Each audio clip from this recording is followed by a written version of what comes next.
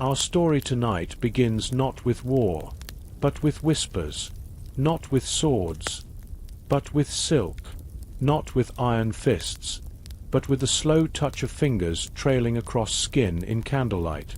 We begin not in a battlefield, but in a bedchamber, for in the kingdoms of medieval Europe, power was not always seized through steel. Sometimes it slipped into place through the soft curve of a smile, a glance, a sigh, a promise made under moonlight. This is the story of how queens, clever, careful, calculating queens, used desire as their crown and seduction as their sword.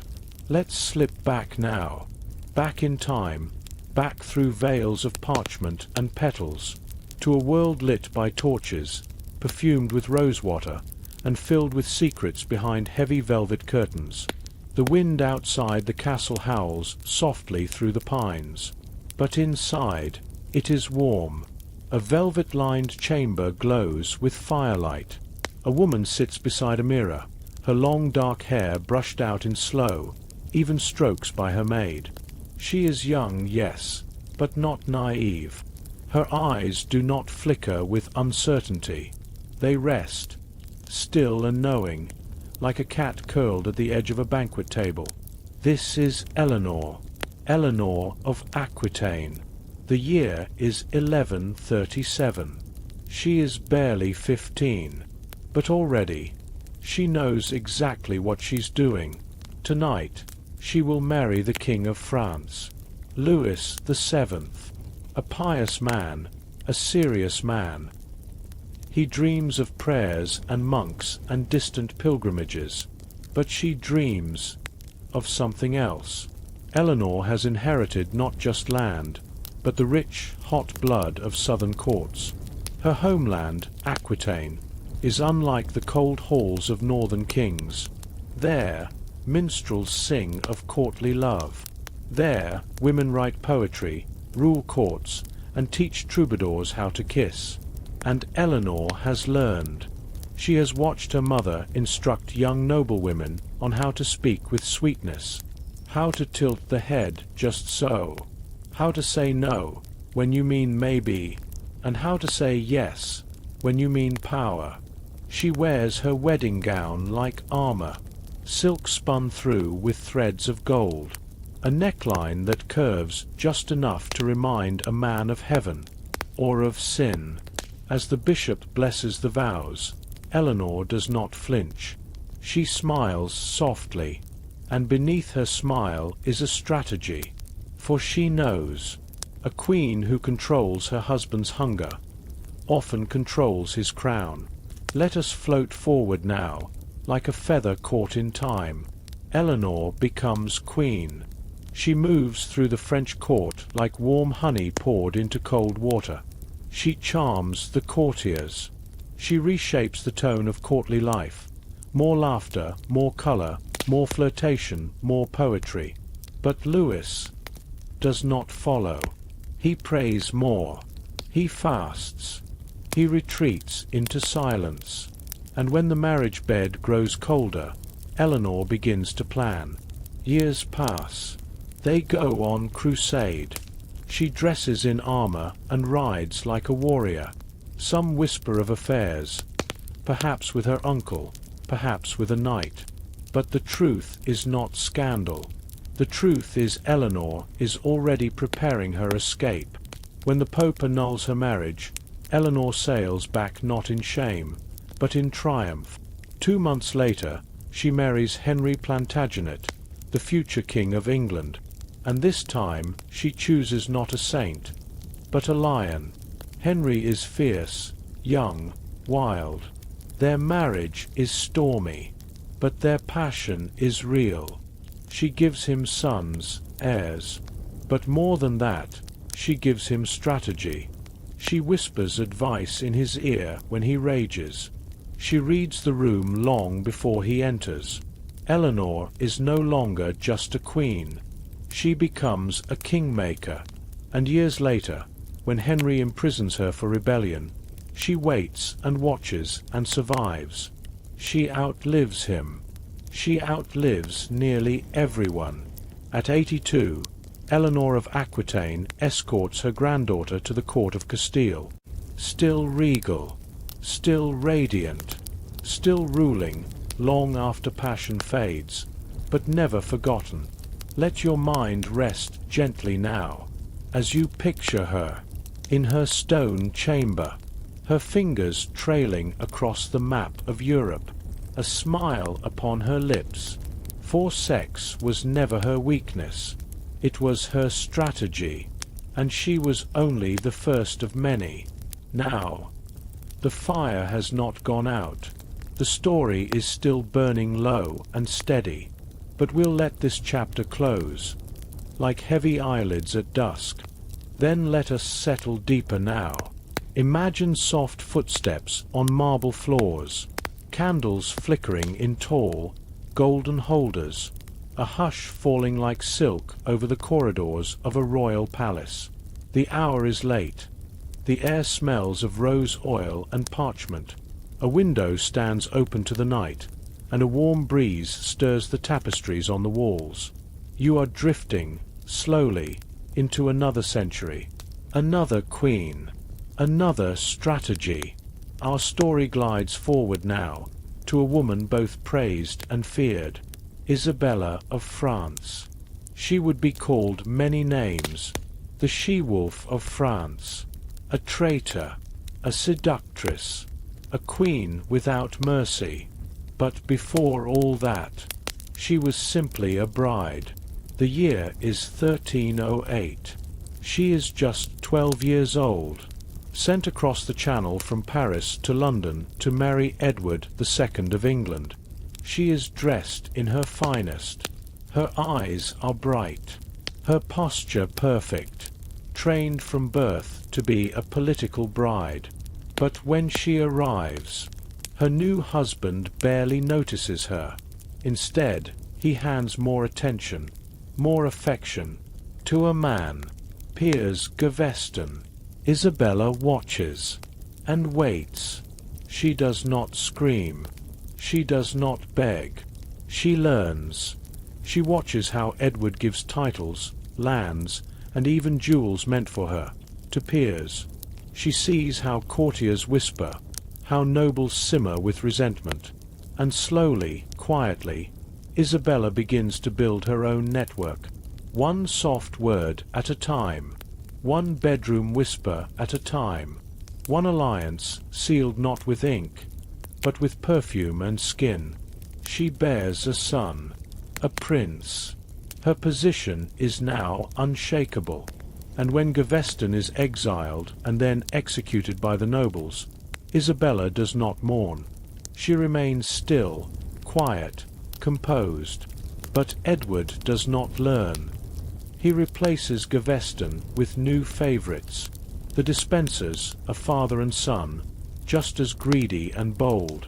Isabella is humiliated, ignored. Even her lands and income are stripped. But she is not broken. She travels to France under the guise of diplomacy, and there she meets Roger Mortimer, a nobleman, a fugitive, and soon her lover. This time, Isabella does not play softly. She and Mortimer raise an army. They sail across the Channel like a wave made of fury, betrayal, and long-held desire. Edward flees. He is captured, and quietly, he is removed. Some say murdered, with a method too cruel to speak aloud. Isabella becomes regent queen for her son, Edward III. She rules through her lover. She rules through desire, ambition, and a mind sharpened by years of silence. But, as always, the flame burns too high. The people grow restless. Her son comes of age. Mortimer is arrested and executed, and Isabella is forced to step aside. But she lives. She lives well. She dies a duchess, not a prisoner, in a nunnery, with luxury and peace. And so she teaches us, even when spurned, a queen may wait in the shadows, weaving her web, and sometimes the most dangerous revenge is the one you smile through. Can you feel it now? The way strategy sleeps beneath the lace of royal sleeves. The way seduction is not always about passion, but position. The bedchamber, a battlefield as subtle as it is savage. Let yourself float back to the candlelit hallways, through the scent of lavender and ink. Let your breath deepen, your eyelids grow heavier, and know that the night has only just begun. Our next queen waits, behind a curtain of incense and betrayal. Then drift further with me now. Breathe in the hush of ancient stone walls. Breathe out the weight of the waking world. Tonight, we pass through another chamber, one lined in crimson velvet and sweet with myrrh. A bed is drawn with silks, and outside, a red moon hangs low over the towers of Lancaster and York. This is a story of roses, both red and white. But our eyes now turn to the woman who wore them like daggers at her breast. Margaret of Anjou. She was not born into England. She was not raised for peace. Margaret came from France, her father a duke, her mother descended from royalty. She learned early what mattered: marriage, mistrust, maneuvering. At just 15, she was offered as a bride to King Henry VI of England, a man known more for prayers than politics. A quiet king, a sickly king, a king easily led. Margaret stepped ashore in England with her eyes open. She knew, to survive, she must be more than queen. She must become a force of nature. But Henry gave her no child for years. He gave her no power. He gave her nothing, except a crumbling kingdom, and a court divided by hunger and greed. So Margaret stepped into the silence. She filled it with words, orders, and charm. She gathered allies, some through whispered flattery, others through veiled promises in the night. Many men in court found themselves obeying her with puzzled desire, not because she was soft, but because she could not be bent, because her eyes, dark and wide, saw through their lies. And then, the king collapsed. His mind snapped like frost on brittle leaves. For more than a year, he barely spoke, barely moved. It was then Margaret acted. She declared her infant son, Edward, heir to the throne. She ruled in Henry's name, held court in his place, and began to root out anyone who stood in her way. The nobles murmured. They whispered of the Duke of Somerset, a man often at her side. Too close, too trusted. Some believed he was not just a friend, but the father of her son. It didn't matter. Margaret never flinched. She wore her crown and bore the rumors as armor. But in the shadows, the storm gathered. The House of York, long resentful, now saw an opening. They declared that Henry was unfit, that her son was illegitimate, that England must be saved from her. And so began the Wars of the Roses. While her husband wept in monasteries, Margaret rode into battle, a queen on horseback, a general in pearls, a lioness with claws. She raised armies in Wales and Scotland, led campaigns, and watched blood spill across England's green hills. She fought not just for power, but for her child. For the son she claimed was a true prince, her proof that she had won the games of court and flesh and throne. But war is cruel. Her armies faltered. Her son was captured and killed. Some say he was murdered on the field before her very eyes. Others say he was dragged into a tent and cut down. Margaret was taken prisoner, stripped of her coat, her armor, her child. She was returned to France, to live out her days in a quiet convent, alone. But oh, what a fire she left behind! Because Margaret of Anjou showed the world something rare. A queen who would not plead. A queen who could command. A queen who made power herself, with her body, her voice, her will. She did not seduce with softness. She seduced with fear. And sometimes, that works just as well. Now, the wind outside quiets. The fire in the hearth grows low. Close your eyes, if they are not already closed.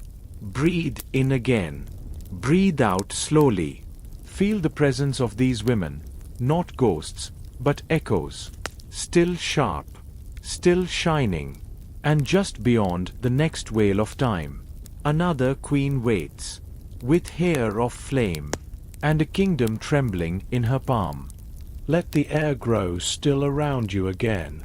Let the hush return to your bones. The night deepens. The world grows soft, like wool pressed to skin. And as your breath rises and falls, we return to a chamber of shadowed gold and iron. This time, our queen walks alone. She wears no husband's ring. No man stands beside her throne. And yet, none dare turn their back. This is the story of Elizabeth I, the Virgin Queen, the Queen of Masks. But beneath the surface, beneath the painted white skin, the rubies, the lace, there was a woman who understood better than anyone that sexuality, when unspent, could become weapon, myth, and throne. Let us slip into the flicker of her court. The year is 1558. Elizabeth is crowned Queen of England.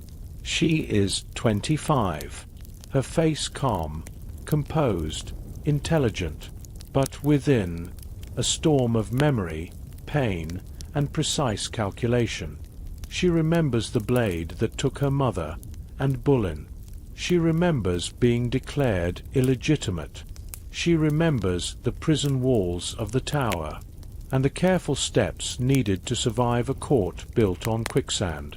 But now she is queen, and everyone, foreign kings, English nobles, even her own councillors, begins to press her to marry.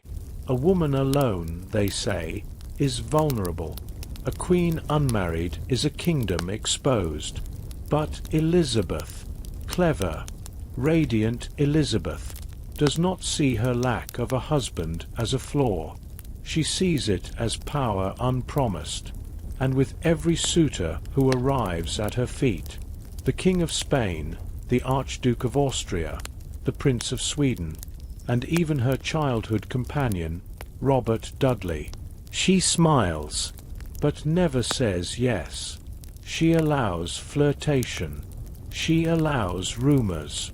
She allows paintings of her surrounded by roses, or pearls, or moons, but she gives nothing away. And so begins her long, delicate performance. An open fan, a whispered laugh, a glance too long, and then nothing more. She does not marry. She does not share her throne. Elizabeth turns her virginity into a national symbol, into a mask she wears proudly.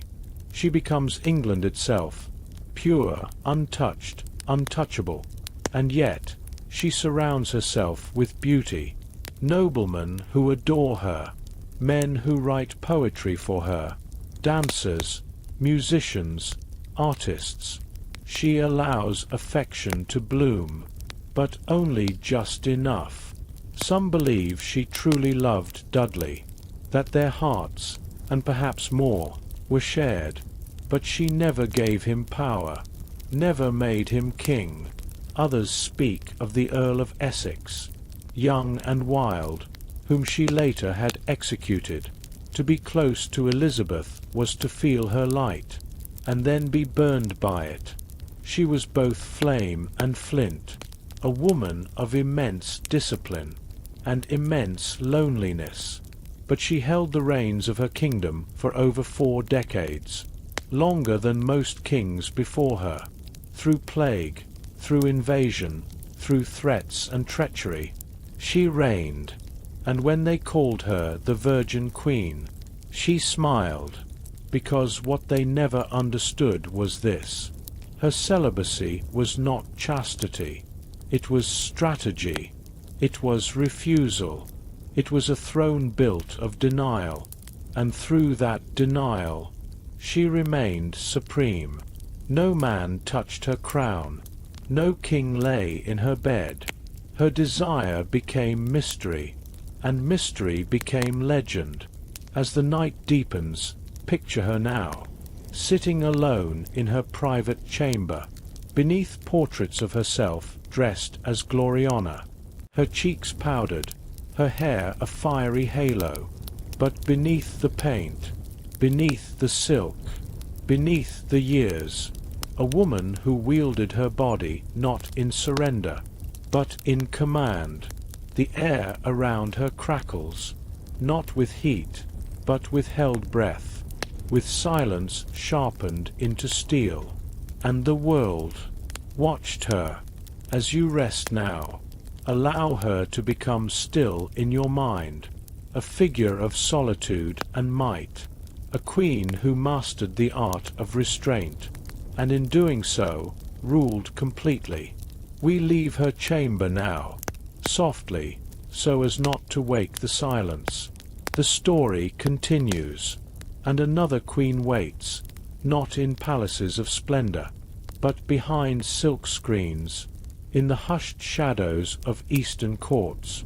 But for now, let your breath grow softer, let your body grow heavier, let your thoughts settle like dust on an untouched crown. Shall I take you further? Then come with me, further still, into the hush of history. Let the winds grow slower, let the shadows stretch longer. You are drifting, floating between continents now, across narrow seas, across ancient forests, over the snow-covered Alps, and finally, into the silvered lantern light of the Habsburg courts. Our story tonight steps softly into the life of a queen, who became not only the most powerful woman in Europe, but one who wielded her beauty, her fertility, and her Catholic virtue, as a form of political seduction. Catherine of Austria, or as the English knew her, Catherine of Aragon. Her name may be familiar, wife of King Henry VIII, the first of six, the one cast aside. But tonight, you will hear her story as it began, with light and grace, and a strategy soaked in velvet. The year is 1501. A princess boards a ship from Spain, the daughter of Ferdinand and Isabella, the very monarchs who united a kingdom and expelled the Moors. Catherine is noble by blood, but raised to understand duty. She arrives in England not for love, but for alliance. She is 16, promised to Arthur, Prince of Wales. She speaks little English. The court feels foreign, the air colder, but she adjusts, like silk placed into iron rings. Catherine is lovely. Delicate features, golden red hair, and a deep, intense gaze. But more than that, she is educated, fluent in Latin, a scholar of philosophy, music, and theology, and she knows how to play the role, the virgin bride, the Catholic jewel, the emissary of Spain. But fate, always fickle, strikes quickly. Arthur falls ill. Within months, he is gone, widowed before she can blossom. And now, a decision must be made.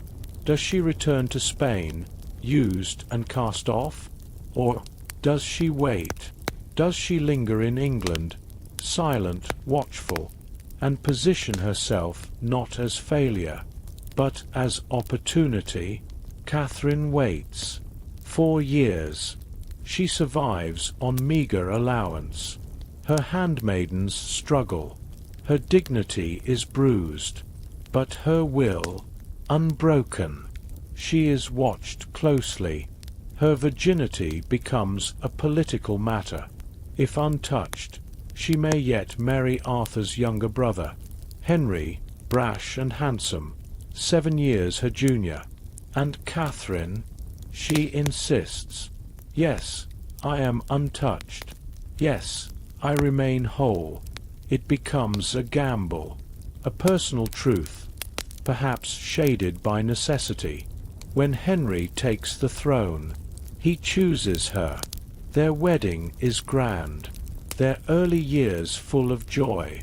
Henry is young, and she is gracious. He praises her beauty, her mind, her calm. Catherine becomes Queen of England. She bears children, many, but only one daughter lives, Mary.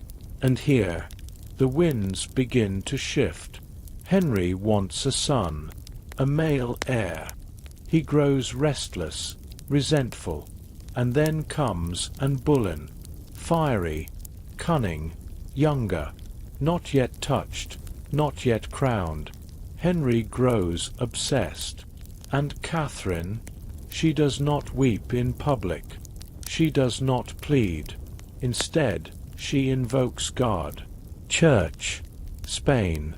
She reminds Henry, I am your lawful wife, crowned and blessed. She refuses to step down, refuses to vanish. She appears before the court in rich garments, not as a discarded wife, but as a queen whose dignity cannot be peeled away. Her speeches are soft, but unshakable. Her loyalty becomes her sword, her virtue a banner held high. She becomes a symbol, and this, too, is seduction, not of a man now, but of a nation's conscience. Henry divorces her, exiles her, but her name remains beloved. Even the people, so often fickle, call her the true queen. She dies alone, yes, but with her head held high. She signs her final letter not with bitterness, but with grace. My eyes desire you above all things, and perhaps that was her truest seduction. For Catherine showed the world that sexual power does not only lie in pleasure, but also in chastity, patience, and unyielding presence. Even in rejection, she made herself unforgettable. Let yourself rest now. Imagine her in her quiet chamber, rosary beads slipping through her fingers, a fire low in the hearth, her thoughts like smoke, rising and eternal. She is still here. All of them are. Their stories hum beneath the silence of night. Their voices whisper behind closed doors. And soon, another queen will enter, not born to rule, but determined to claim the crown. But first, breathe. Let your body soften. Let the past settle like dust. Now allow the hosh to deepen again. The soft murmurs of the past grow clearer, as if we are walking barefoot through candlelight, passing under arches where the scent of old stone, rosewater, and ink lingers. The fire crackles faintly, and through that warmth, we now step into a quieter room, a room where ambition was born not of nobility, but of necessity. Let us now drift gently into the life of Anne Boleyn. We know her name, yes, as the second wife of King Henry VIII, as the first queen to lose her head. But before she was legend, she was simply a clever girl from the English gentry, not born royal, not destined for a crown, not until desire and strategy intertwined. The year is 1513, and is sent to the glittering courts of Europe, first to the Netherlands, then to France. There, she watches, listens, learns. She learns how women of influence dress, how they glide into a room like smoke. She learns how they speak, half-truths woven with lace. She learns the art of courtly love, the power of a sidelong glance, the pause before a smile, the daring tilt of a fan. When Anne returns to England, she is no longer the same girl who left. She is polished, sharp, dangerous, She becomes a lady-in-waiting to Queen Catherine. But her eyes, clever and dark, begin to draw King Henry's gaze. He is used to women who fall at his feet. But Anne? Anne holds herself back, just out of reach. She flirts, then withdraws. She teases, then retreats. And it is this restraint that seduces him more than surrender ever could. She tells him, "No, not until I am your wife." And so the king, who already has a wife and a daughter, begins to unravel his entire world. For her, what power it must have been to hold the fate of a kingdom between her fingers, simply by refusing to give in, and becomes more than mistress.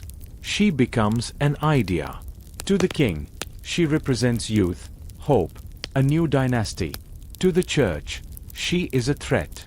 To the court, a flame, burning dew brightly. Henry fights for her, breaks from the Pope, creates the Church of England, all to place a crown upon her head. And when she finally becomes queen, and glows, golden gowns, jeweled headdresses, pearls called through her hair, she rules beside him, not as a quiet companion, but as a political partner. She supports reform. She makes enemies. She insists on her own voice. But when she gives birth, the child is not the hoped-for son. It is a daughter, Elizabeth. And though Anne believes another chance will come, her window begins to close. Henry grows restless, Anne's temper flares. Her enemies whisper, and soon, those whispers become accusations of witchcraft, of seduction, of adultery with multiple men, including her own brother. All lies, but carefully placed. Anne is arrested. She is taken to the Tower. And there, as the wind shifts above the Thames, she prepares to die. Yet even then, she does not break. She speaks with calm. She dresses for the scaffold in grey and crimson. Her final performance. She kneels. She prays. And with a single stroke of a French sword, she is gone. But Anne Boleyn did what no other woman in England had done. She rose from the margins to become the center of power, using nothing but her wit, her beauty, and her refusal to be ordinary. And her daughter, that daughter born from desire and danger, would grow into the greatest monarch England would ever know. As you rest now, allow Anne's candle to flicker gently in your mind, not as tragedy, but as transformation. She reminds us that seduction need not mean surrender, that holding back, when the world expects you to give, can become its own silent thunder. We step back from the tower, step back into the stillness of your room, and wait for the next queen to rise. A queen whose desires turned cold, whose crown was lined not in silk, but in steel. Sink deeper now, into the softness of time. Let the past melt like frost from a window pane, revealing the face of a queen carved from ice and ambition. The air turns colder in this chapter. Snow falls on cobbled streets. A raven calls in the distance, and far to the north, in the palaces of Sweden and Russia, our story now follows a woman of contradictions. Catherine, but not of Aragon, and not of Medici. This is Catherine of Russia, Catherine the Great.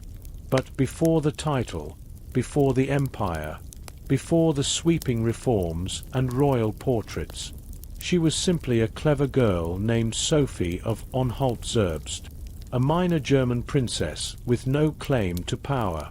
She was born into obscurity, but she was never destined to stay there. The year is 1744. Sophie is just 15 when she is summoned to Russia, chosen as a bride for the Grand Duke Peter, heir to the Russian throne. She arrives pale and composed, her steps measured, her eyes alert. This new world is one of fur and frost, of rigid tradition and unpredictable rulers. But Sophie adapts. She converts to Russian Orthodoxy. She takes a new name, Catherine, and with it begins the slow, careful construction of one of the greatest seductions in European history. Her marriage to Peter is a disaster.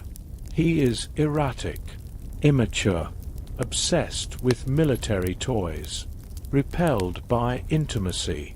But Catherine, she studies, she listens, she watches, and she waits. She begins to gather allies, not just through flirtation, but through philosophy, through letters, through favors. She cultivates her intellect as well as her image. She reads Voltaire, Montesquieu, Rousseau, and behind her eyes, always calm, always unreadable, is a mind sharper than the Tsar's crown. She takes lovers, yes, but not for pleasure alone. Each one is chosen.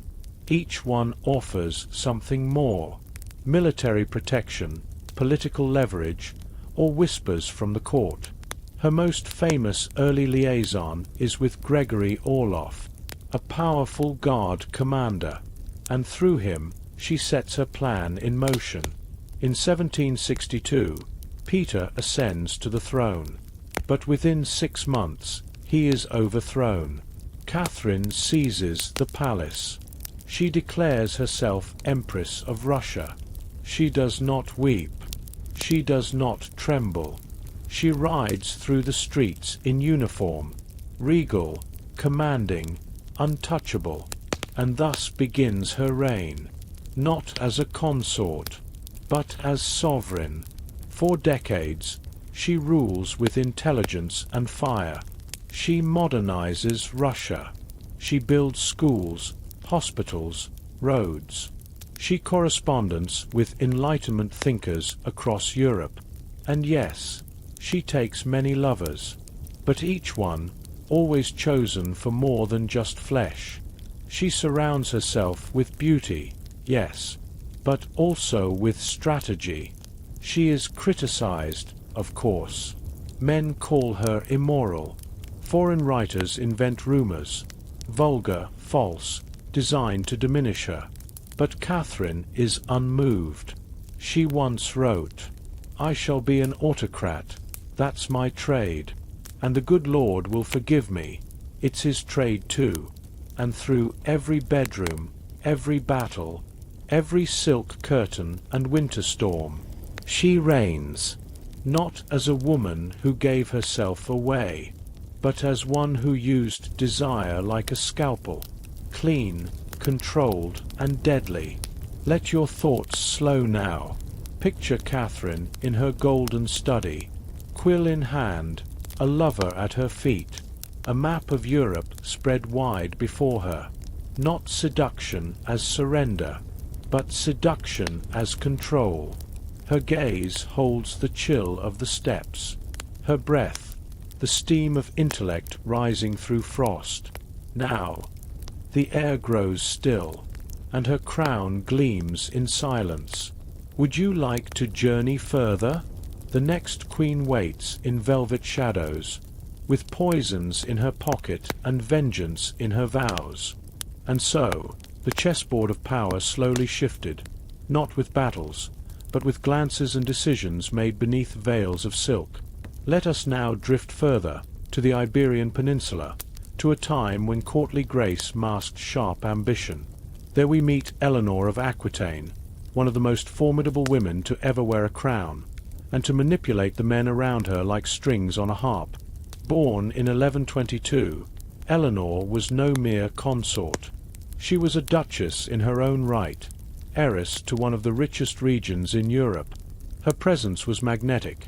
Poets spoke of her golden hair and storm-lit eyes, but her true brilliance lay in how she used that allure. At just 15, Eleanor married the future King of France, Louis VII. But Eleanor was fire, and Louis was ice. Their union was political, strained, and eventually annulled. Yet Eleanor did not retreat. No, we are far from the tale of a discarded queen. Within weeks, she was married again, this time to Henry Plantagenet, a man younger than she, wild with ambition, and soon to become King Henry II of England. Now, imagine it. The candlelight of her court in Poitiers flickering softly, illuminating tapestries stitched with ivy and fleur-de-lis. Eleanor did not simply reign there. She cultivated an atmosphere, a world where love was political currency, and sex was artful diplomacy. From within this court, she launched what we now call courtly love. She sponsored poets and troubadours who spun lyrics about unattainable women and loyal knights. But underneath the romance was something sharper. It taught men to idealize women, to obey them, to seek their favor. Thus, a subtle but revolutionary reversal of power. Queens, for once, were not prizes. They were masters of the game. And Eleanor? She raised 8 children, including the infamous Richard the Lionheart, and even led armies during a crusade. Her allure never faded. Even into her later years, kings sought her counsel. And when Henry imprisoned her for 15 years due to political conflict, it was Eleanor who still emerged as the matriarch of Europe, arranging marriages, forging alliances. She used what power she had, her position, her beauty, her reputation, and channeled it into lasting influence. Now, dear listener, lean back again. The air outside is cooling, the shutters gently tap, the wind sighs against the stone walls of a distant, dreaming castle. Inside, a hearth burns low, its glow dancing across the hem of a velvet gown. And beyond the curtains of that memory, we drift again, to the north, to Scandinavia, where a little-known queen quietly reshaped her kingdom. Her name was Margaret I of Denmark. Unlike Eleanor, Margaret was not famed for her beauty. Instead, she was known for her calm control, her deliberate movements, and her ability to mold perception. She never formally took the title of Queen Regnant, but her power eclipsed kings. Margaret married King Håkon VI of Norway at the age of 10. By 17, she had borne him a son. But it was after his death that Margaret began her quiet orchestration of the North. She wore mourning clothes for decades, not out of grief, but strategy. As a widow, Margaret embodied both vulnerability and reverence. She was untouchable, above scandal, yet deeply present. Her chastity became her crown. You see, sex, when withheld, could be just as powerful as when offered. Margaret refused to remarry, despite offers. She kept her court small and loyal, her image tightly managed. And while male rulers squabbled, she built the Kalmar Union, uniting Denmark, Norway, and Sweden under her rule, a feat no man before or after her would truly maintain. Her ability to lead, without ever presenting herself as seductive, created an aura of sacred authority. She played no visible sensual games, but her celibacy, her control, made her unassailable. Desire, in this case, was redirected, not to Margaret's body, but to her leadership. She made them want what she possessed, calm dominion. And so, the candle flickers once more. The hall grows quieter. A harp rests against the wall, its strings silent. The Queen's shadow moves through the corridor, cool and reserved, unchallenged by men who once believed themselves kings. Let your breath slow here. Let your mind follow the soft footsteps of a sovereign long gone, and yet still echoed in history. The scent of parchment and beeswax fills the air. The crackling of the fire fades into a deeper hush. And you, dear listener, are cradled by time. But our journey is far from over. Beyond the fjords and tapestries of Scandinavia, another queen waits in a castle filled with secrets. She used intimacy not just as a tool, but as a language.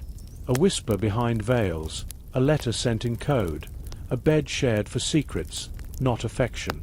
The wind in the garden that evening was gentle and fragrant with crushed lavender and rose hips. Inside the court of Navarre, Queen Joan leaned close to her husband, King Philip IV of France, and whispered in his ear, not a word of endearment, but a proposal, masked as seduction. She had learned the art from her mother. Never show the blade, only the silk.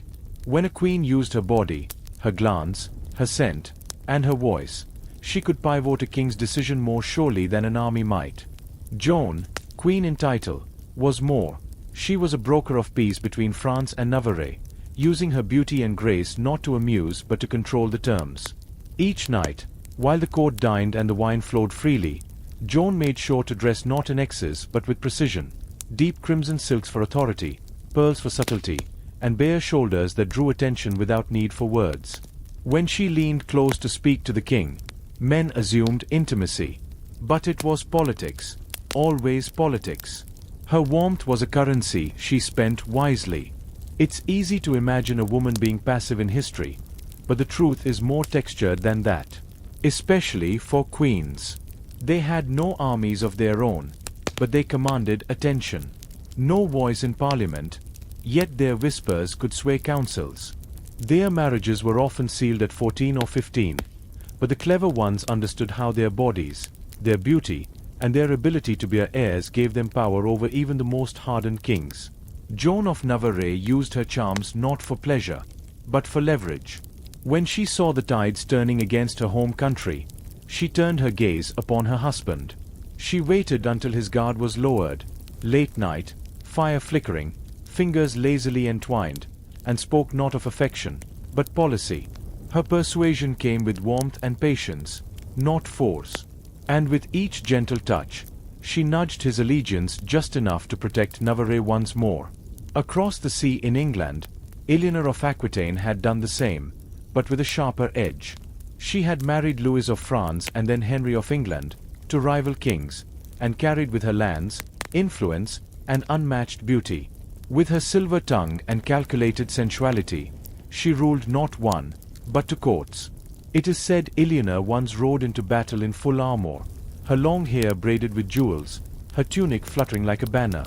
And yet, when she returned to court, she knew precisely how to hold a man's attention, not with force, but with her presence.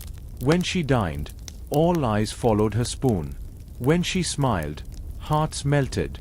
And when she desired a change in the crown's policies, she waited until dusk, when her husband's fire was low and his breath long and quiet. Then, she would speak softly, in tones like velvet, laying out her reasoning inch by inch, caressing logic with allure. Eleanor had given Henry sons, many of them. But what gave her real power wasn't just her womb, it was her wit, sharpened and delivered beneath the veil of affection. When she wanted her sons to inherit more than Henry allowed, she sowed the seeds not in war councils, but in bedchambers. It would take decades, and eventually, rebellion. But Eleanor's strategic use of both maternal love and feminine allure shaped English history forever. Let's now dim the lanterns, shall we? Let the candlelight flicker, and your breathing soften. And as you drift, I'll take you further, to the courts of Castile and Aragon, where Isabella the Catholic ruled beside Ferdinand. Here, sensuality took a more spiritual tone, but the undertones of power remained the same. Isabella was not famed for her overt beauty, but for her serene intensity. In her presence, even ambassadors grew quiet. She understood the expectations of a queen: chastity, piety, duty. But behind closed doors, Isabella chose the moment when a soft smile or a delicate word could steer the court. In a time when women were expected to birth and obey, she carved a space for herself to lead, and did so not by shouting, but by listening, by speaking gently, and by cloaking her ambition in wifely devotion. She was a master of timing. When Ferdinand doubted a course of action, she waited until twilight, when meals were done, the court retiring. She would speak of the future as though it were a prayer, not a plan. She made her counsel seem like divine wisdom whispered by angels, and in doing so, reshaped the map of Europe. And so you see, across centuries, queens learned the art of influence not through force, but through feeling. They moved hearts first, then policy. Their power was not always seen in banners or battles, but in bedsheets and whispered decisions made in candlelight. Let the night deepen around you now. Imagine thick curtains drawn against the wind, the crackle of firewood, and the faint scent of lavender tucked inside linen folds. Rest in the thought that even in times of heavy crowns and heavy swords, there were women who mastered the soft weapon, desire shaped into decision, affection honed into empire. Let that thought carry you gently, as we sail next into a Queen's midnight meeting, a moment where a whisper turned into a war.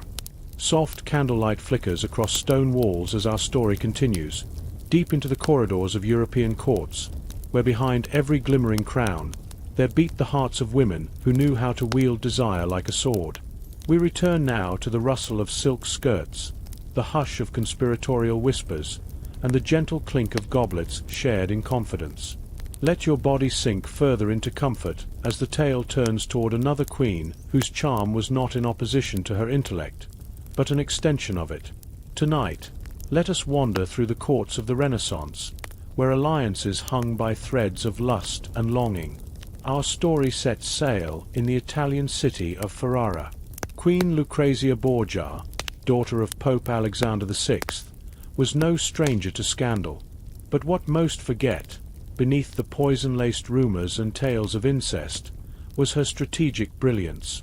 She moved through the courts of Italy not merely as a seductress, but as a master of relational politics, aware that her body was seen as both battlefield and banner. Ferrara, in the early 1500s, was a place of perfumed intrigue. Its gardens bloomed with roses, fountains murmured with secrets, and the ducal palace shimmered with candlelight. Lucrezia, married into the Este family, arrived as a pawn, but soon became queen of their courtly stage. She learned to disarm men with her softness, her patience, her calm, never needing to shout or demand. She wore her gowns with a grace that made men listen before they realized they were obeying, and through her intimate relationships, she built a network of power that extended from poets to generals. When her husband, Alfonso I, faltered in diplomacy, it was Lucrezia who soothed tensions with Spain and the Vatican, inviting emissaries to dine with her alone, feeding them figs dipped in honey, and discussing matters of state beneath the safe veil of flirtation. She did not seduce for pleasure. She seduced for survival, and the court understood. Everyone played their roles. The women learned from her, quietly echoing her rhythms. The men admired and feared her in equal measure. Even the artists, those who painted her with soft hands and knowing eyes, whispered that she could calm a warlord or manipulate a cardinal with the gentlest tilt of her head. Now let your breath fall in rhythm with the memory of quiet footsteps across marble floors, with the soft sigh of letters sealed with wax and kisses. Imagine yourself among her ladies-in-waiting, observing as Lucrezia prepared for a meeting, brushing oils onto her wrists, choosing a pearl that glimmered just so at her throat. No words were needed. Everything was calculated, yet gentle, like a dream drifting across still waters.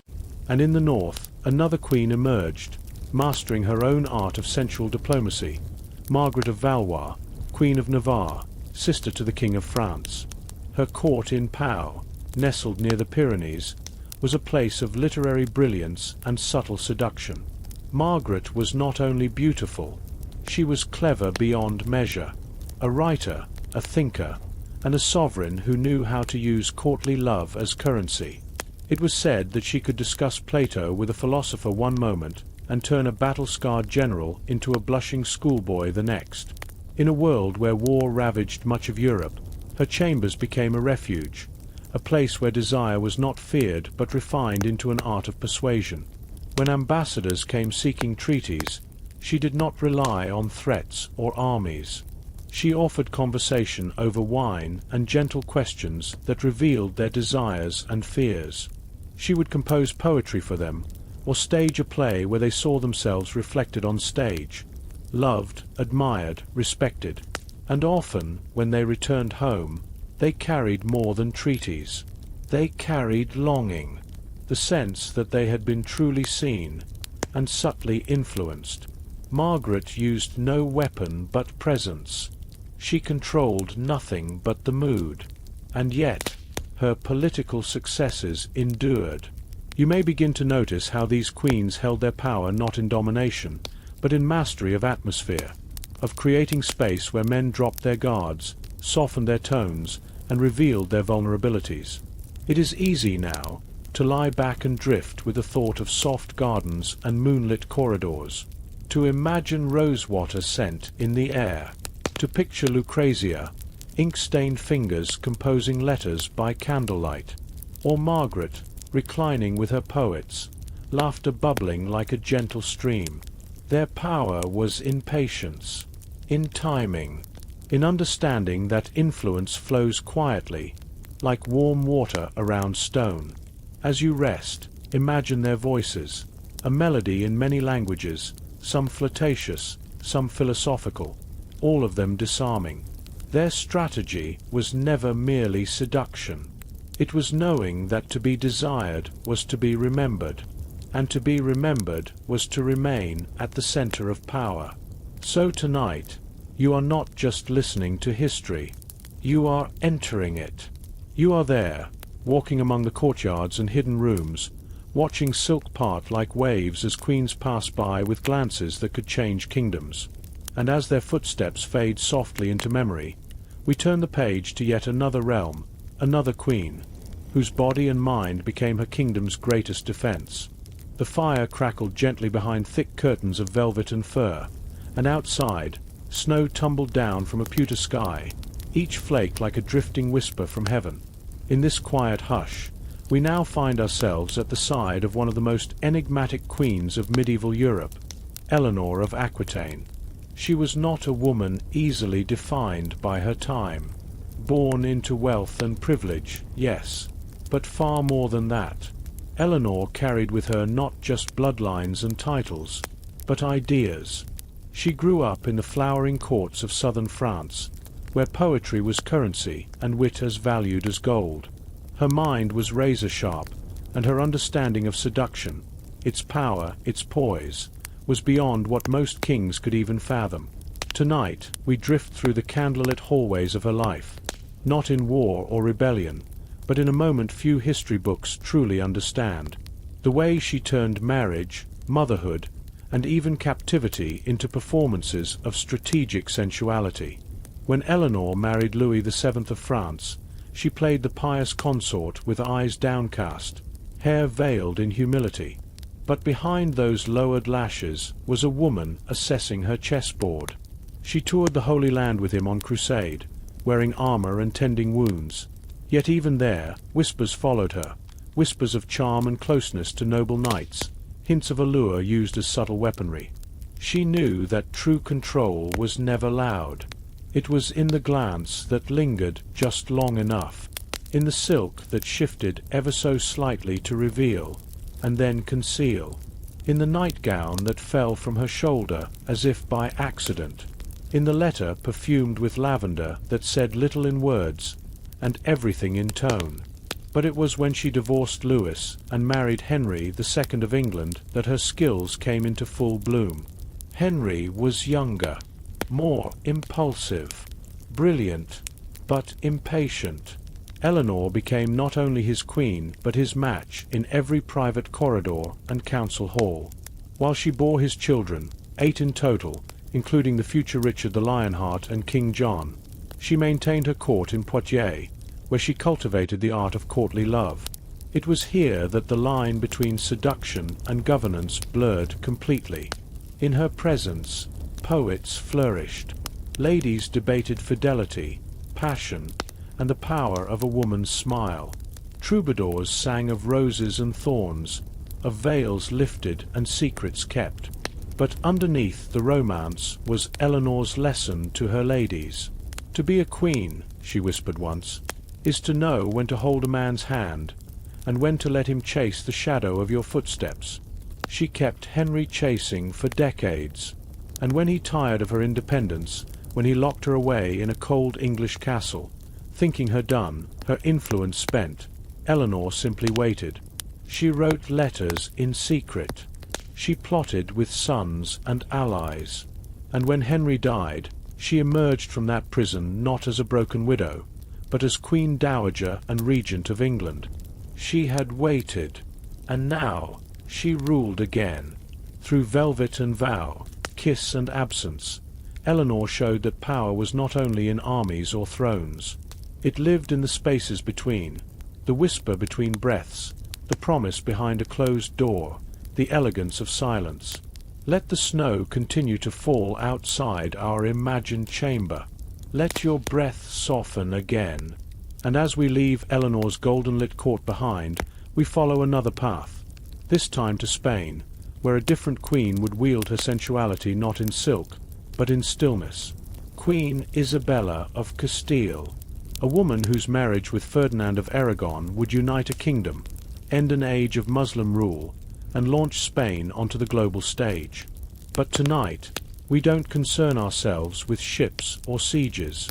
We sink into the cool stone of her private chapel, where flickering oil lamps light a figure draped in crimson and gold. Isabella was not the temptress of song or story. She did not flirt like Eleanor or flaunt like Theodora. Her sensuality was of a subtler, more devout kind. She radiated serenity, and in that stillness there was something magnetic. She understood that chastity, too, could be seductive, when wielded like a sword.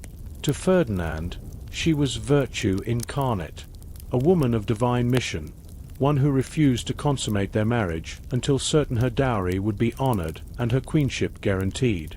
In an age where most noble brides were simply pawns, Isabella set her own terms. When they lay together for the first time, it was not as man and wife by tradition, it was as co-rulers by negotiation. Her long silences in court were not timid, they were strategic. The veil over her face was not modesty, it was mystique. And while Ferdinand rode with armies, it was Isabella who kept the peace at home, made the laws, met with scribes, funded scholars. And when they expelled the last Muslim ruler from Granada in 1492, she stood beside him not as ornament, but as equal. Their kiss that day, historians say, was not of passion, but of triumph. And still, beneath her pious robes, beneath her still eyes, there lived a woman who knew her influence. Because even chastity can shimmer like silk. Even silence can say, "Follow me. Let us stay in this quiet chapel a moment longer. Let the scent of beeswax and rose oil fill your lungs. Let your breath match the rhythm of the flickering flame nearby. And then, let us rise slowly, like mist off morning grass, and drift now to the icy north. For in Denmark, a queen with neither an army nor alliance would come to command the court through seduction alone. Queen Dagmar. But before we go on..." The cathedral bells rang out across the frosty morning, their sound caught in the hush of winter, muffled by layers of snow that blanketed the roofs and clung to the stone walls. In the heart of Burgundy, a queen knelt at a marble altar, her head bowed not in true piety, but in delicate performance. Eleanor of Provence, wife of King Henry III of England, had come to this sacred place not just to pray, but to orchestrate her next quiet move in the long, gentle war of courtly influence. Around her flickered hundreds of candles, casting a honeyed light across her silk veil and fur-trimmed cloak. The flames trembled softly, like the breath of angels whispering secrets to her. The cold stone beneath her knees reminded her of the cost of power, a chill that never truly left the bones of women who played this game. Eleanor's beauty had once drawn artists to her court, but it was her subtlety that made her dangerous. Unlike queens who rose through overt scandal or left trails of broken alliances, she wielded sexuality the way a harpist plucked strings, each glance, each demure bow of her neck a note in a longer song. She was a woman who smiled while placing pawns on the board, her ambition cloaked in sweetness. In the pews behind her knelt young ladies in waiting, their breaths visible in the cold air, their eyes cast downward. But they were watching, always watching. Eleanor knew this. Her court was a garden of innocent flowers, but she had handpicked each one with purpose. These girls would someday marry counts, bishops, even kings, and each would remember the gentle, intoxicating lesson of how a queen moves. Outside, beneath the arches of the cloister, snow dusted the cloaks of her messengers. Eleanor had arranged for 3 letters to be dispatched this morning. One to the Bishop of Winchester, reminding him that she had interceded on his behalf before the king. Another to her cousin in Provence, requesting a shipment of lavender and silk, though the true cargo would be a scroll of coded instructions. And the last, to a certain noblewoman whose husband had grown too curious about England's coin. You see, Eleanor did not threaten. She did not bribe.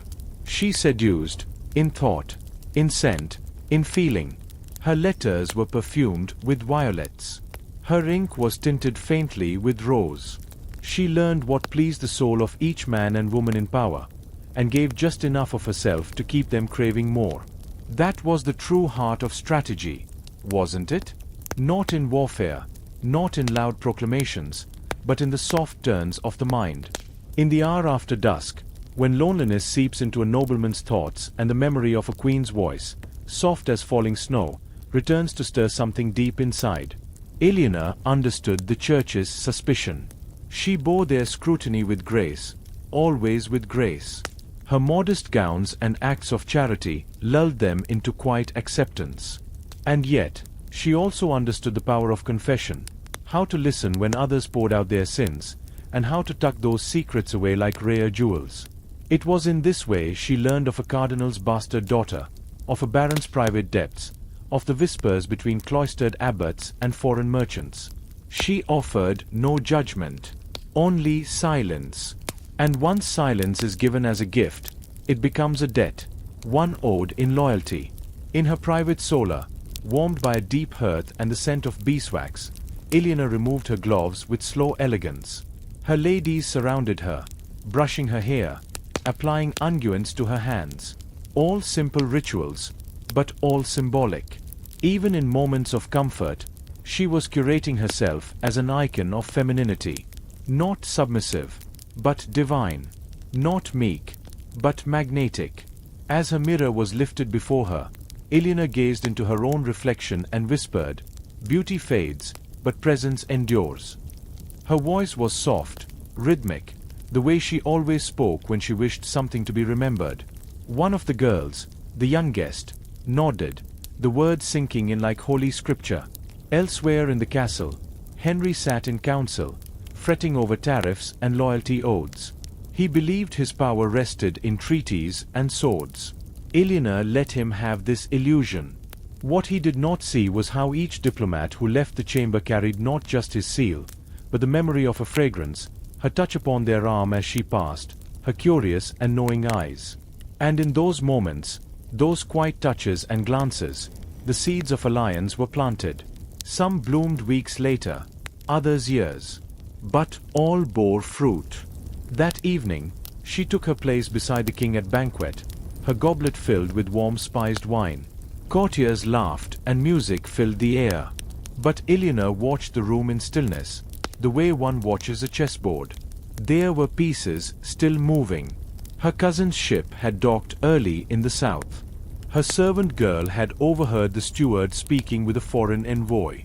And the new bishop of Durham had arrived with gifts. She would greet him tomorrow, dressed in pale grey velvet, her hair unbound in the style of her homeland. A look that suggested nostalgia, vulnerability, elegance. Whatever the bishop feared, she would soften it. Whatever he desired, she would hint at it, but never promise.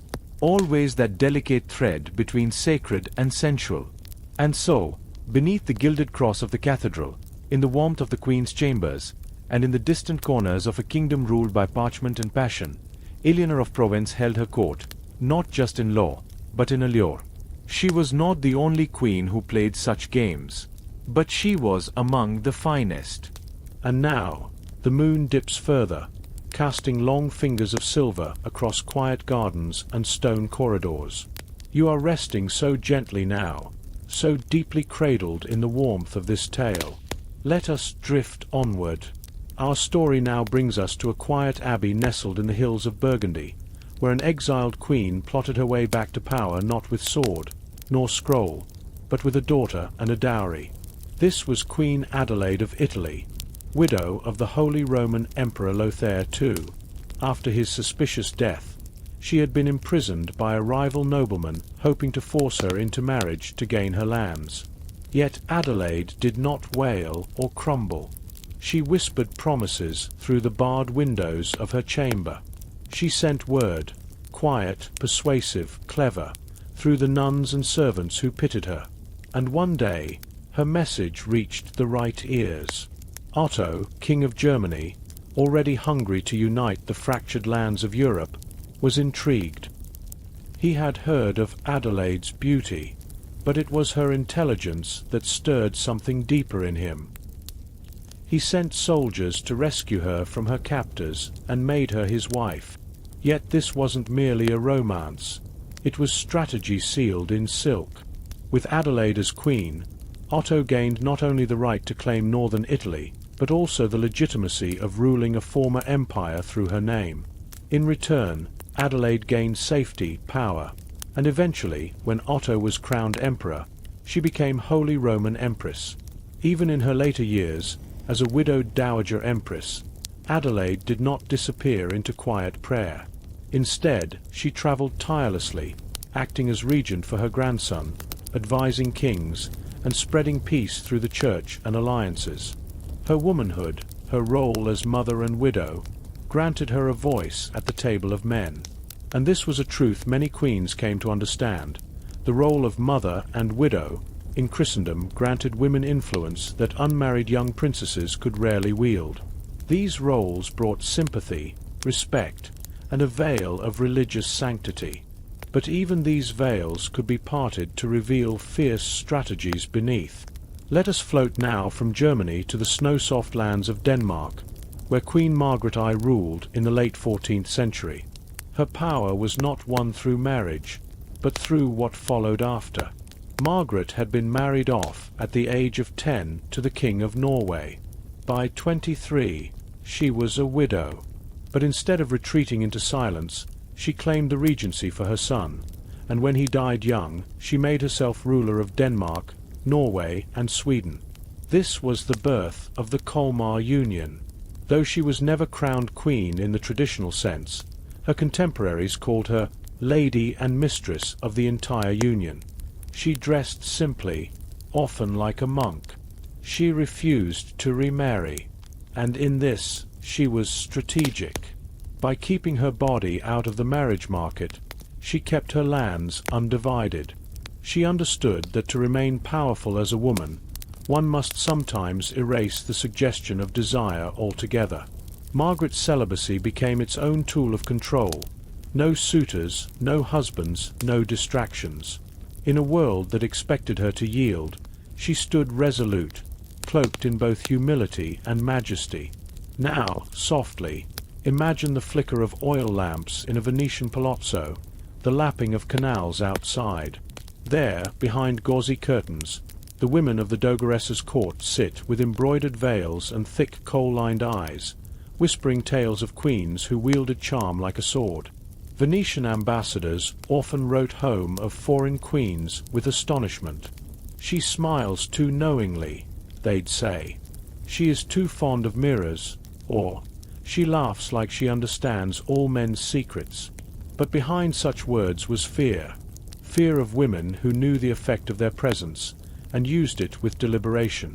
Queen Isabeau of Bavaria, wife to King Charles VI of France, was once such figure. When her husband's madness consumed him, she was left to govern. And she did, through bedchambers and ballrooms, through whispered alliances and extravagant entertainments.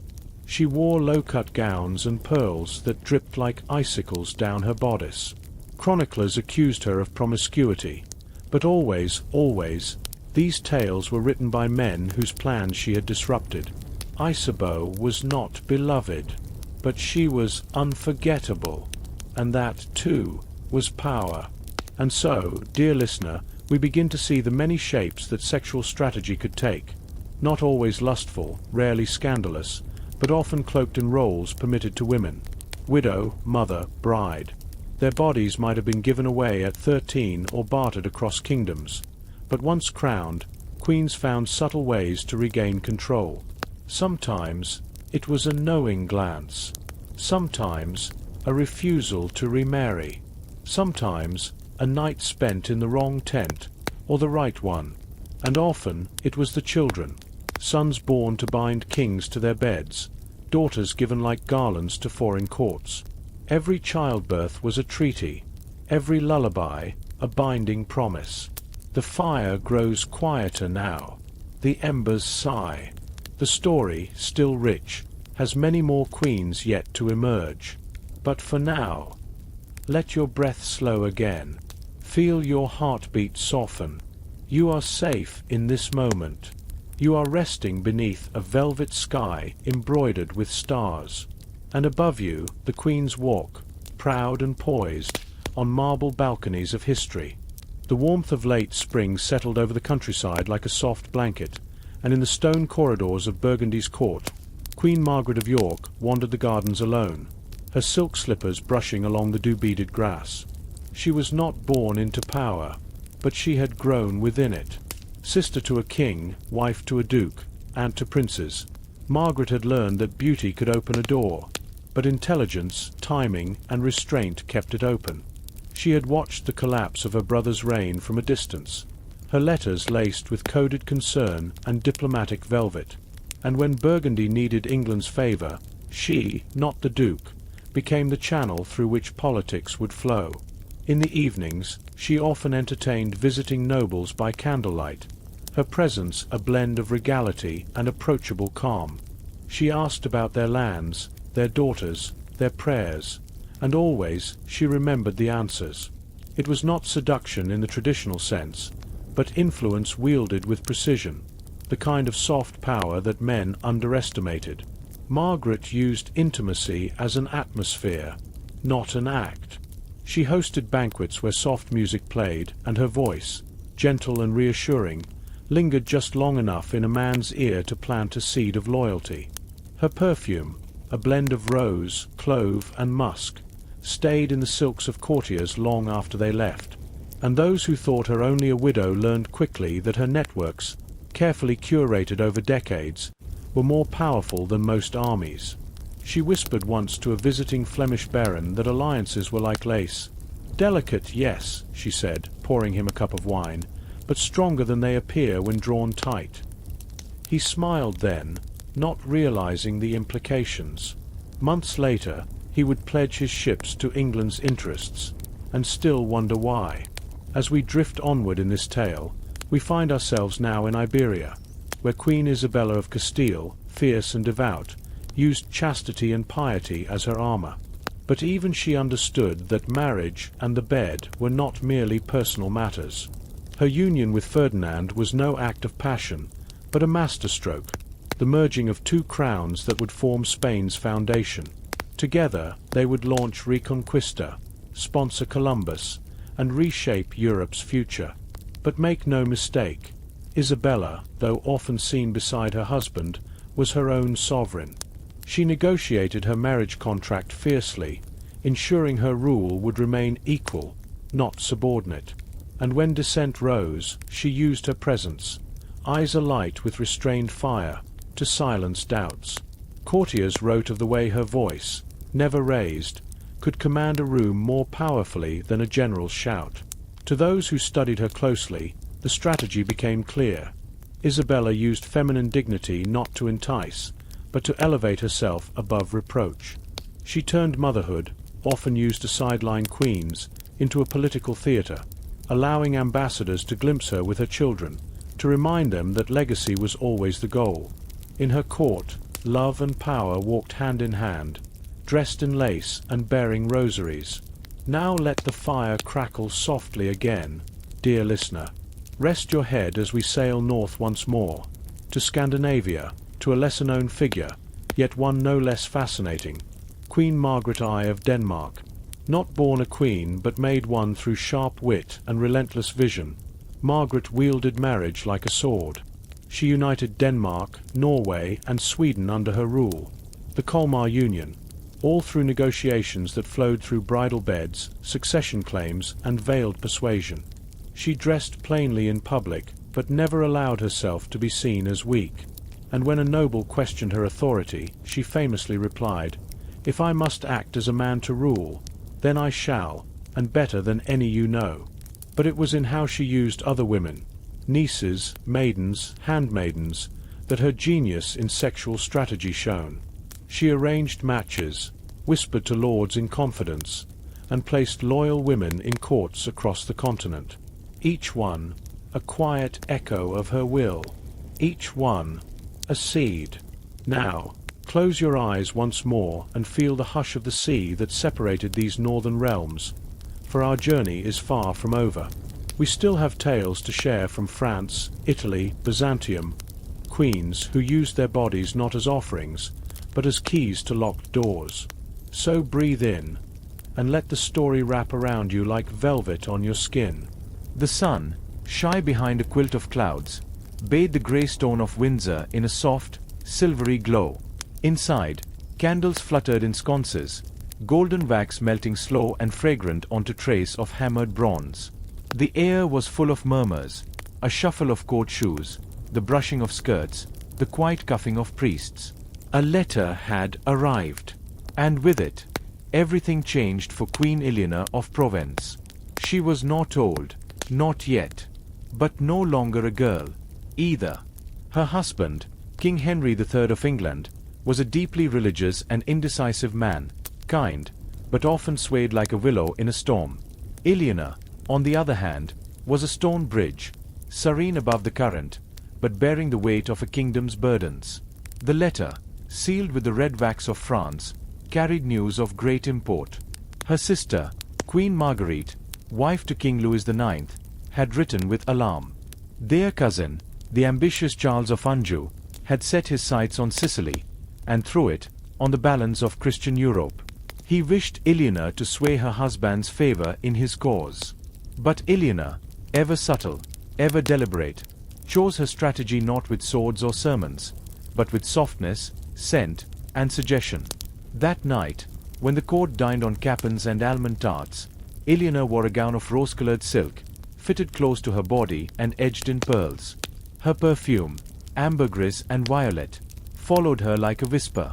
She sat beside the king, brushing his wrist lightly with her hand when offering him a fig. Her smile lingered. Her eyes held his. Henry, distracted from his frets, spoke little. But as the night lengthened and the hearths glowed red with embers, his hand found hers beneath the table. In their chamber, beneath carved angels and velvet hangings, Eleanor spoke low and gently, not of politics, not directly. She spoke of loyalty, of family, of the dreams of Christian unity. She touched his shoulder as he undressed, ran her fingers across his collarbone, reminded him of his youth. She called him brave, called him wise. And when she finally whispered her cousin's name, Charles, it was not as a command, but as a yearning, a small longing she hoped Henry might consider. The next morning, the king summoned his advisers, and in time, ships were readied, support pledged. But no one at court could say exactly when the tide had turned. That was Eleanor's gift. Across Europe, queens had learned the language of silence, the art of persuasion not with shouts, but sighs, not with demands, but desires. They did not command armies, but they could command attention. In courts filled with spies, clerics, and vassals, it was in the quietest moments that history's hinges turned. So too with Queen Joan I of Naples. Joan was controversial, born into a kingdom full of suspicion. She inherited Naples at 16, her claim challenged, her throne at risk. But Joan understood better than most that her body was her crown, feared, adored, powerful. She married for alliance, not affection. But behind closed doors, her chambers were places of negotiation. Ambassadors who entered to discuss borders often emerged, softened. Her smile, they said, made men forget their reasons. And that was the point. Joan cultivated mystery like a garden. She wore veils of translucent silk that revealed only what she wished. Her voice was low, musical. When questioned, she answered with riddles. When insulted, she laughed as though the insult were clever and harmless. She knew the papacy watched her. She knew the nobility murmured.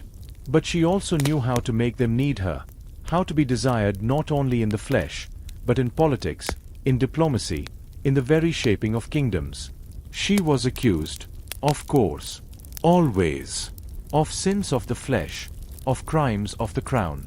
But she survived trials, survived gossip, survived war, and ruled. And in that survival, she taught every watching noblewoman a lesson, that to be a queen in a world of kings was not to be submissive. It was to be strategic. Tonight, let your body soften as you listen. Let your breath fall slow and warm across your lips. The rain outside has hushed. The wind has turned to lullabies in the trees. And the fire crackles quietly behind our tale. We turn now to a lesser-known queen, one who never wore a crown, yet ruled more hearts than armies ever could. Her name was Melisende, not of Jerusalem, but of a small county in the Pyrenees.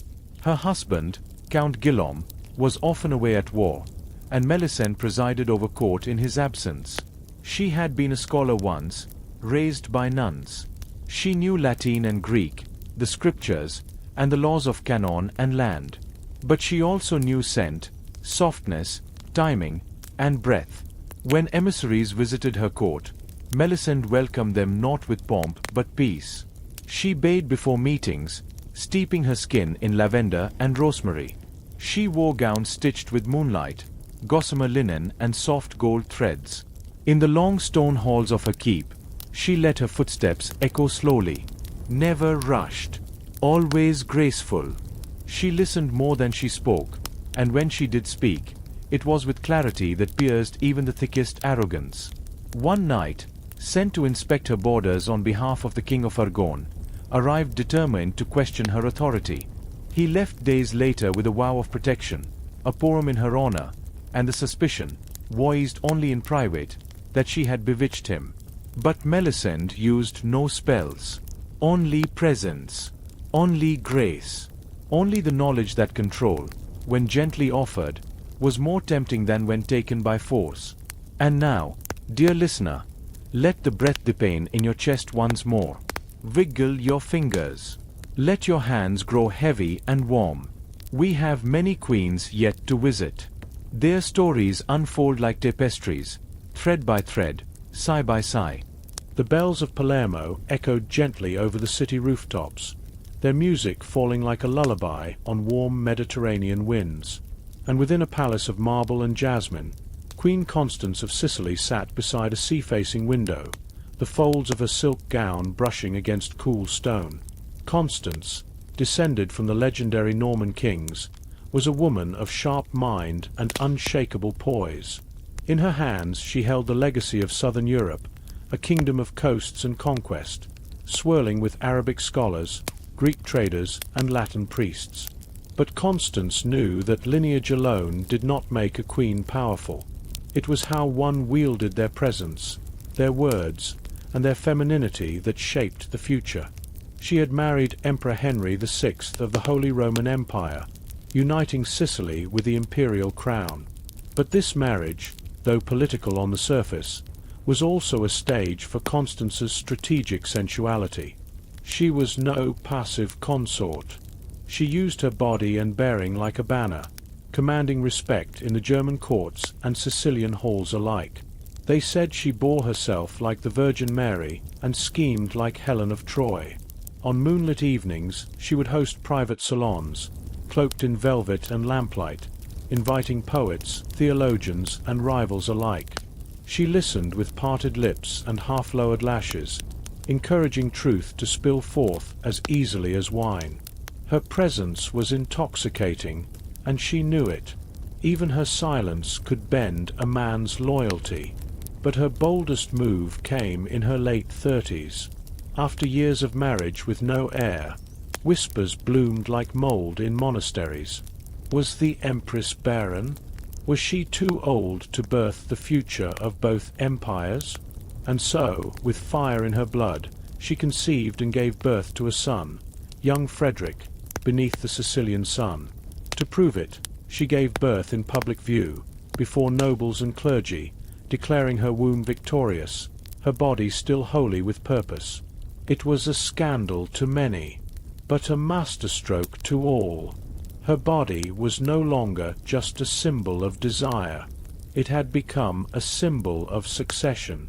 As baby Frederick nursed, Queen Constance wrapped her empire in silk and iron. She dispatched letters, summoned loyalists, and prepared her son to be both King of Sicily and Holy Roman Emperor. Her sexuality had won her a marriage. Her motherhood secured a dynasty. And when she passed, not long after, the bells rang not with sorrow, but with awe. For even in death, her legacy lived on in the body of her child. Across the Alps and into the heartlands of Burgundy, our story moves like drifting fog. Here, Queen Adelaide of Burgundy, mother, regent, and twice a widow, became a central figure in the politics of sex and sovereignty. Adelaide, born into nobility, was married young to King Lothair II of Italy. When he was poisoned, allegedly by rivals, she found herself imprisoned and stripped of power. But Adelaide was not a woman easily conquered. Word of her plight reached Otto I of Germany, who saw not just a woman in distress, but an opportunity. He rescued her, married her, and together they ruled as emperor and empress. Yet, again, this was not simply a rescue, nor merely a marriage of affection. Adelaide brought with her the legitimacy of Italian rule.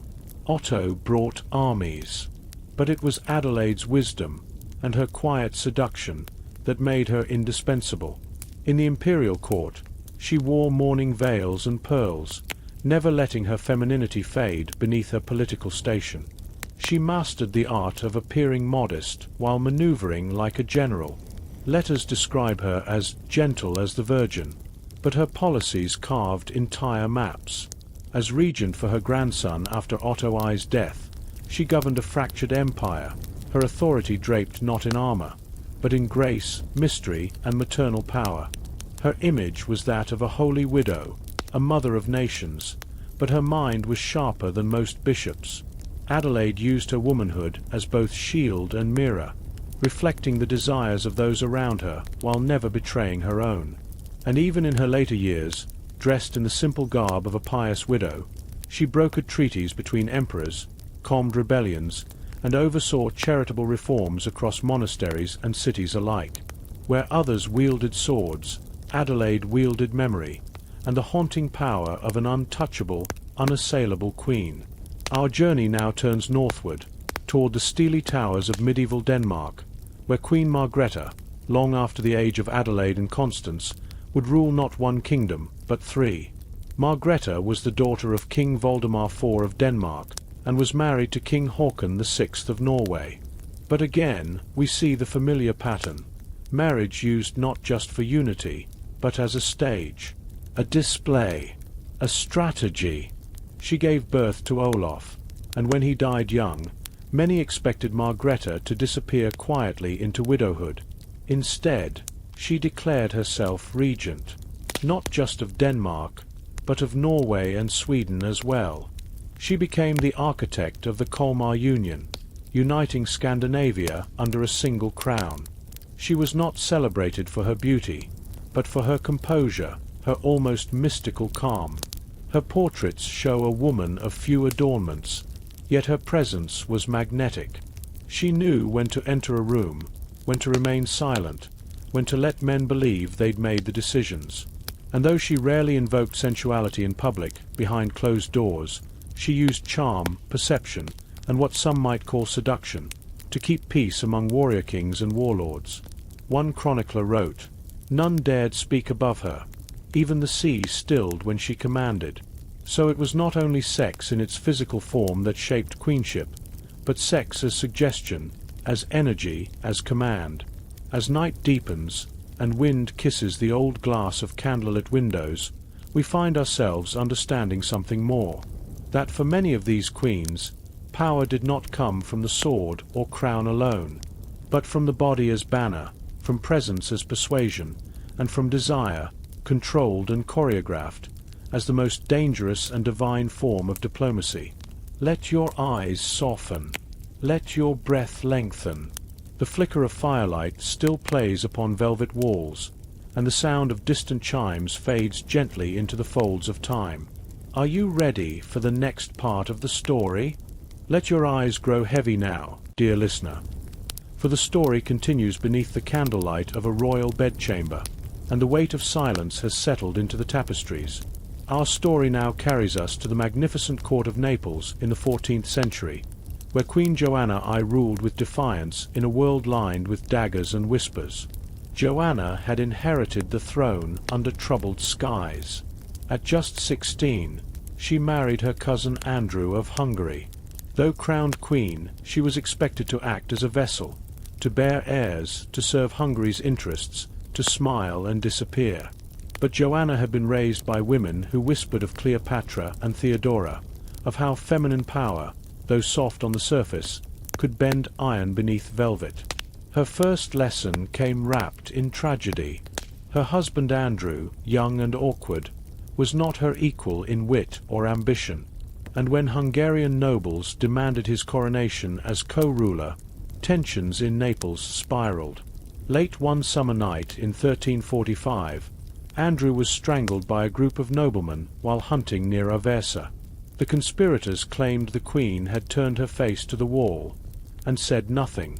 Joanna never confessed. Instead, she waited with the patience of a spider in a silken web, and played her role as a mourning widow with grace. Draped in black, her hair veiled in gauze, she greeted ambassadors with tearful eyes and mournful sighs. Yet behind the veil, her mind sharpened. She knew that her survival now rested on perception. Naples was not hers by brute force. It was hers by the approval of the Vatican and the credulity of her enemies. To hold her throne, she must shift hearts. She must look soft, even as she made hard decisions. And so she chose a second husband, Louis of Taranto, a distant cousin, charming, handsome, and loyal to her cause. More importantly, their union was cloaked in the illusion of romance. Court poets sang of their love. Artists painted them strolling in citrus groves. But it was not love that bound them. It was the queen's will. Joanna allowed Louis to think himself king, gave him titles, medals, a seat at her side. She dressed in rose-colored gowns and wore her hair in ringlets, a vision of feminine sweetness. But each royal decree still bore her seal. She let Louis lead the hunt, while she led the council. It was a play, a theatre of power. She had learned to dress her strategy in perfume and softness. Even as assassins whispered in the night, Joanna never raised her voice. Instead, she relied on love letters, flirtations, suggestive glances across banquet tables. She invited enemies to dances, softened threats with gifts of wine and praise. Like silk brushing against steel, she dulled her rivals' blades with charm. She made Naples a stage, and every courtesan, musician, and chambermaid became part of her web. At court, the whispers began. "The queen is dangerous," some muttered. "She commands with a smile," others said. But none dared defy her openly, for they feared not the sword, but the subtle kiss that came before betrayal. Over time, Joanna expanded her power beyond borders. She negotiated with the papacy, offering Naples loyalty in exchange for recognition of her rule. When Pope Clement VI hesitated, she used another tool, her beauty. She sent portraits of herself, gorgeously rendered, to the Vatican. She penned letters with soft phrases, dripping with elegance. She made herself irresistible, even from afar. And it worked. Joanna's reign, though fraught with challenge, endured for decades. She ruled not with armies, but with intimacy. Her bedroom became her battlefield, her bed her throne. Like so many queens before and after her, Joanna understood. In a world where women were denied power through force, they could wield it through seduction, through the quiet arts of softness and strategy. And now, dear dreamer, let us float further into the corridors of history. Beyond Naples, beyond Joanna's rose-scented court, we journey now to the frosty halls of medieval Denmark, to a queen whose strategy was carved from ice and self-denial. Queen Margaret I of Denmark never married for love. In fact, her greatest weapon was her celibacy. She was the daughter of King Valdemar IV, and was wed to Håkon VI of Norway at the tender age of 10. The marriage was political, a fusion of dynasties. Yet Margaret, unlike many other queens, did not embrace the art of allure or the silk-gloved dance of seduction. Instead, she cultivated a different form of femininity, one that was chaste, disciplined, and devout. When Håkon died, Margaret became regent for her son, Olaf, and when Olaf died, the crown should have passed to a male cousin. But Margaret, calm, composed, petitioned to rule as all-powerful lady and mistress of Denmark. She wore dark garments. She refused to remarry.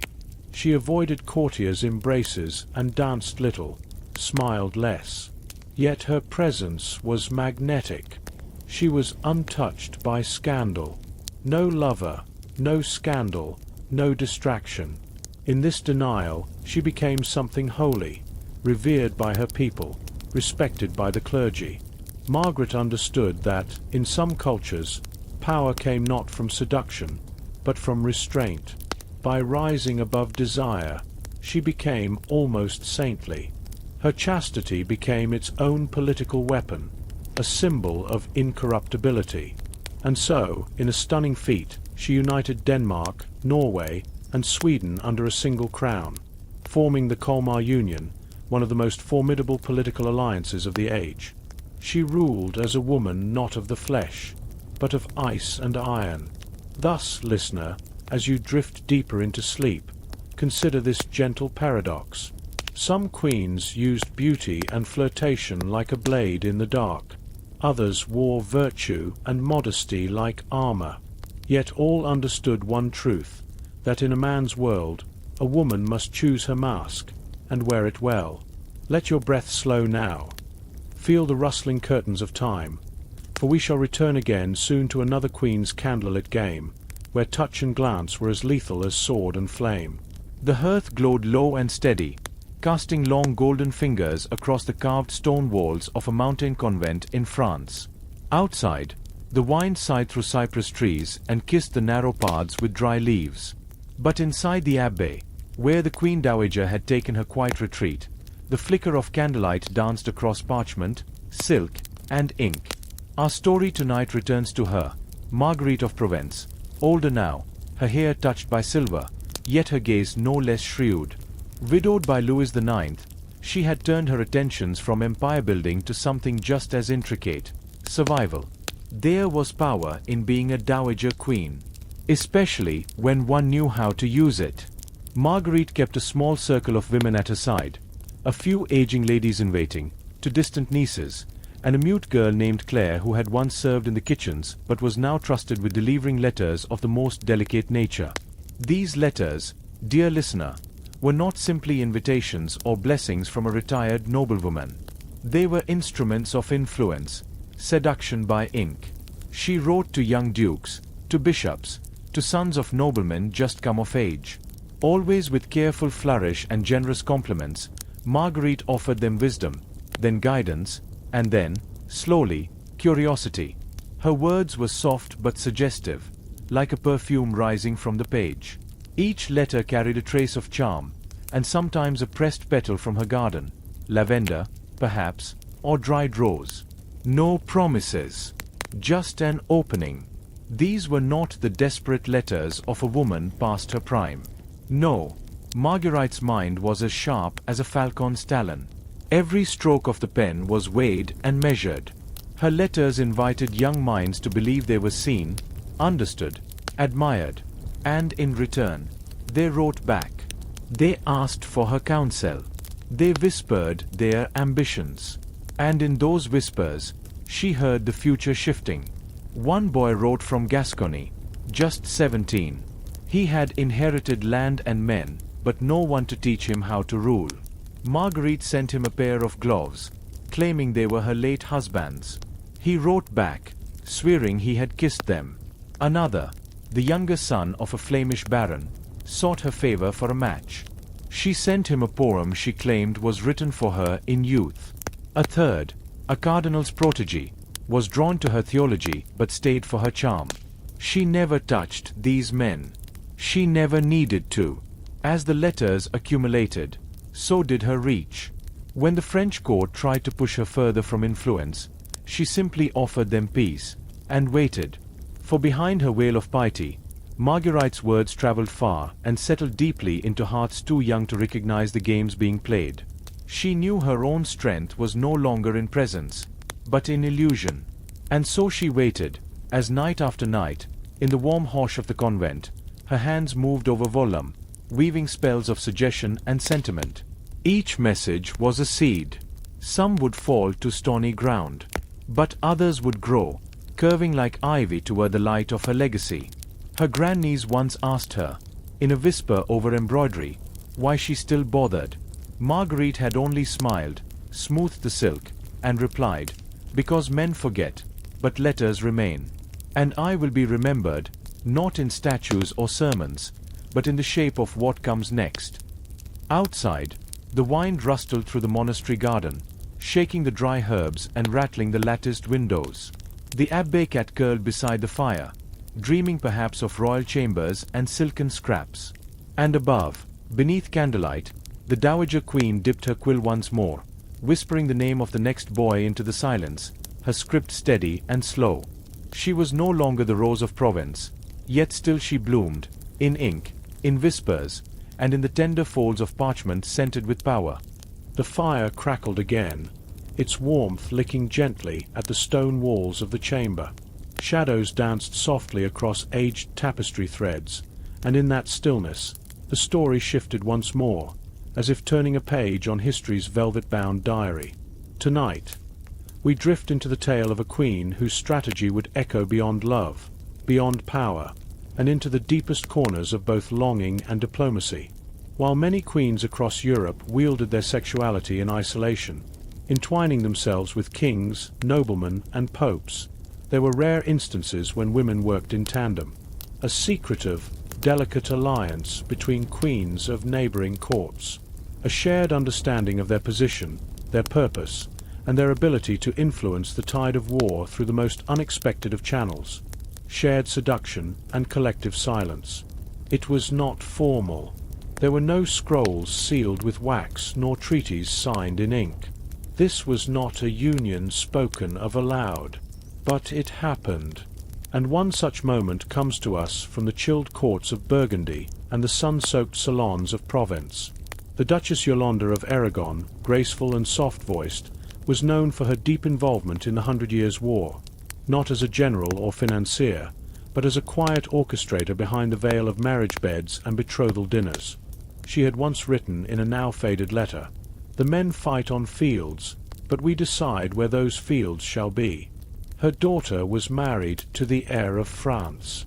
Her cousin sat beside the Queen of Navarre, and in her long evenings she would pen letters scented with rosemary and wine, sealed and sent by her fastest riders, not to bishops or ambassadors, but to women. Women with power. Women with husbands in armor and sons too young to fight. And she asked them to whisper, to seduce, to deny, to promise land or longing, warmth or wit, and then to wait. These whispered sisterhoods, these unrecorded webs of soft voices, slowed the march of armies. They brought dowries that reshaped borders. They prevented battles before they began. And no one knew. No chronicler recorded it. But war, for a time, held its breath. We drift next to the cragged highlands of Scotland, where queens were not only political but mythic. And here we meet Princess Euphemia, daughter of a Highland laird, betrothed to a Norman noble for the sake of taming rebellion. But Euphemia had no intention of being a quiet bride. She arrived at the wedding feast clad in silver-threaded linen, her hair unbound, a stark break from custom. Her voice was slow and low, like water beneath thick ice. She looked upon her betrothed and said only, "I will come to you as a virgin, if you leave my lands untouched." He laughed, believing her powerless. But for 2 years she slept not in his bed, but in a chamber of her own, guarded by women loyal to her. She spun rumors through the castle halls. Some said she cast spells under moonlight. Others said she summoned deer who bowed before her window. Her mystery fed her power. Her untouched body became legend. And when her husband finally died in a hunting accident, thrown from a horse with suspicious timing, Euphemia remained a widow, a virgin still, with a claim to her own lands that no man could now question. Her chastity, once seen as obedience, had been her weapon all along. Not all queens needed to act in the shadows. Some wielded sexuality as an open force, like the blade of a jeweled dagger. Isabella of France, daughter of Philip IV and wife to the ill-fated Edward II, was one such queen, known in later centuries as the she-wolf of France. Her legend is tangled in myth, but at its core lies a woman who understood desire as both charm and threat. She was said to bathe in scented oils and wear gowns sewn with pearls so fine they shimmered like snow beneath candlelight. She held salons in chambers lit only by mirrored walls, so that any man entering was surrounded by reflections of her. She invited bishops and knights alike, offering them nothing but conversation, and letting them leave haunted by her presence. When her husband's favor turned entirely toward his male companions, and the kingdom groaned under neglect, Isabella did not plead. She seduced allies abroad. She bore the son of an enemy king. She returned to England with an army and her lover, and together they deposed Edward, setting her young son on the throne. In a world where queens were expected to weep or wait, Isabella struck like a storm, using her allure not as invitation but ultimatum. Now, the fire is beginning to fade. But before we close the chapter, listen closely to the rustling of silks, the flickering of candlelight behind a queen's silhouette. Not every seduction was erotic. Not every strategy involved a touch or a glance. Sometimes simply being seen, simply being imagined, was enough to change the world. A veil lowered just so, a perfume that lingered in a throne room, a poem sent in a feminine hand. Sexuality, in the hands of these women, was never about surrender. It was about selection, precision, a chessboard played with silk gloves and steel minds. And so, we leave our story with this thought, that history often forgets the softness that guided swords, the murmurs that shaped monarchies. But here, in the hush of night, in the quiet of this story whispered into your dreams, we remember the queens, not just for the crowns they wore, but for the ways they wielded the oldest, quietest power of all. Sleep well now, dear listener. Let your breath slow, like curtains in a breeze, and drift gently into dreams of veils and velvet, of kingdoms moved by a glance, and the whisper of silk across cold stone. And now, as the winds of the steppe fall still, as silk and memory fold gently into the night, we leave behind the empire of whispers and desire. If you found comfort in this quiet journey through forgotten times, I invite you to like this video, subscribe to the channel, and leave a comment with your thoughts or dreams that followed. Until next time, rest well, and let history hold you softly.